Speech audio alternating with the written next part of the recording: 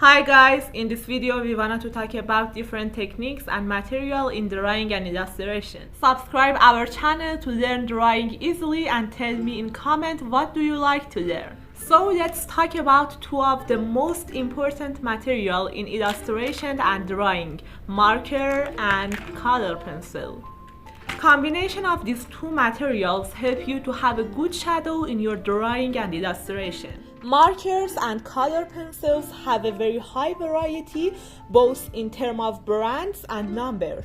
What kind of material that you use depends on your budget. For example, about color pencil, a high quality color pencil should have a soft texture and be able to combine lots of layers with each other. For example, 5 layers for color pencil is good.